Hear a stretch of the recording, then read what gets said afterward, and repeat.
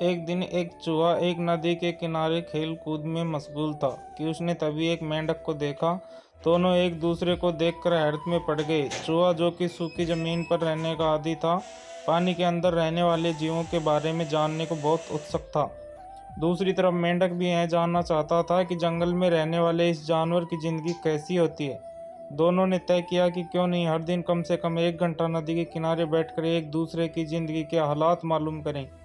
और इस तरह दोनों हर रोज 1 घंटा नदी के किनारे मिलने लगे और अपनी अपनी कहानी सुनाने सुनाने लगे। और यह मुलाकातें एक गहरी दोस्ती में बदल गई। अब दिन में सिर्फ 1 घंटे की मुलाकात उनके लिए काफ़ी नहीं होती।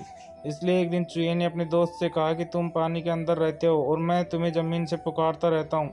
इस पर मेंढक ने कहा कि चलो ठीक है, हम सुबह की मुलाकात का वक्त बढ़ा लेते हैं।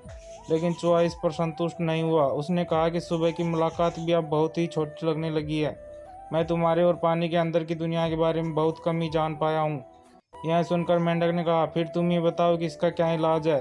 तब चूहे ने यह तरकीब सुझाई, चलो ऐसा करते हैं, जब भी ज़रूरी हो एक दूसरे को बुला लिया करें। हम दोनों एक दूसरे को एक मजबूत बड़ी रस्सी से बांध लें।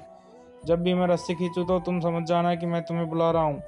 मेंढक दिल से इस बात के लिए राजी नहीं था, क्योंकि वह जानता था कि इसमें बहुत खतरा है। परंतु चूहा नहीं माना और उसने बहुत जिद की। आखिरकार मेंढक ने महज इसलिए कि दोस्त का दिल न टूटे, चूहे की बात मान ली और दोनों ने अपने पैर में आपस में एक लंबी रस्सी बांध ली। मेंढक के लिए यह बहुत मुश्किल था, क्योंकि वह अपनी मर्जी से चलने कूदने से वंचित हो गया था, लेकिन अपने अपने दोस्त की खातिर कभी भी इस बात की शिकायत नहीं की।